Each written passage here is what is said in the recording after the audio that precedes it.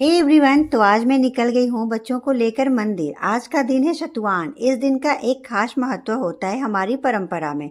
जब हम छोटे थे, मेरी माँ हम सबको एक थाली में सत्तू और गुड़ देती थी ताकि हम उसे छूकर उसका दान दे सकें। वो सिर्फ एक रस्म नहीं थी, एक तरीका था हमें सिखाने का, दान, परोपकार और परंपरा का भाव। अब मैं जब माँ बनी हूँ तो मेरी भी यही कोशिश रहती है कि जो मेरी माँ ने मुझे सिखाया वही मैं अपने बच्चों को सिखा सकूं, क्योंकि जब हम अपने घर, अपने गांव, अपनी जड़ों से दूर हो जाते हैं तो सबसे पहले जो चीजें छूटती हैं वो होती हैं हमारी परंपराएं, हमारे संस्कार।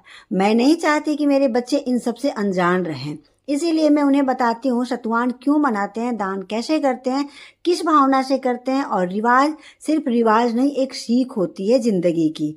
संस्कार किताबों से नहीं, जीवन से सिखाए जाते हैं। और मेरा हर छोटा प्रयास बस इसी दिशा में है कि मेरे बच्चे अपने कल में आज की जड़ें महसूस कर सकें। बारी आती है जानने की कि हम शतुआन क्यों मनाते हैं। तो शतुआन मनाने का एक कारण ये भी होता है, जब गर्मी तेज हो जाती है इस समय शरीर को ठंडक देने वाली चीजें खाई जाती है, जैसे गुड़ और सत्तू। यह पर्व प्राकृतिक बदलाव के अनुरूप शरीर को ढालने का तरीका है।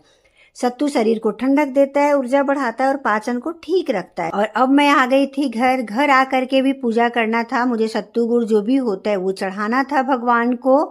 और मैं ये सब करते करते बहुत ज्यादा थक गई थी, क्योंकि सुबह से लगी थी। कभी कुछ था, क्योंकि सैलून भी देखना होता है और बच्चों को भी देखना होता है। बच्चों का ब्रेकफास्ट, लंच सब कुछ बना करके तब गई थी। और यहाँ मैं थकने के कारण मुझे बहुत ज्यादा प्यास लग रहा था, तो मैं सबसे पहले पानी पी, क्योंकि ऐसा लगता है कि डिहाइड्रेशन हो जाता है बॉडी में तो कुछ हम नहीं कर पाते हैं। तो सबसे पहले मैं चार्ज करके फिर किचन में आ गई। और यहाँ मैं बना रही हूँ दाल वाली पूड़ी, और बनेगा यहाँ दाल वाली पूड़ी के साथ गुरमा और आलू बैंगन की सब्जी। तो सबसे पहले दाल वाली पूड़ी बनाने के लिए दाल को हम बॉयल कर लेते हैं। और अब हम आम को फ्राई करेंगे। कच्चा आम जो होता है उसको घी में फ्राई करके, ये मैंने आटा ले लिया था, इसको रोस्ट कर लिया है, इसको मैं डालूंगी गुरमा में।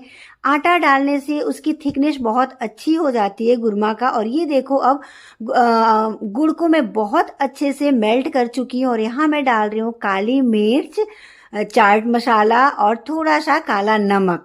ये सब डालने के बाद ऐसे डालती हूँ मैं आम को। आप लोग भी इस तरीके से अगर ट्राई करोगे तो बहुत अच्छा बनेगा। हालांकि सब बनाता है, यह पारंपरिक चीज है, लेकिन मैं इस तरीके से बनाती हूँ तो वो थोड़ा ज्यादा टेस्टी होता है। मेरे लिए ये सिर्फ खाना बनाना नहीं है, ये एक बहाना है भगवान को धन्यवाद कहने का, कि हे नाथ, हे प्रभु, आप ही की कृपा से सब कुछ ठीक है, घर परिवार में सुख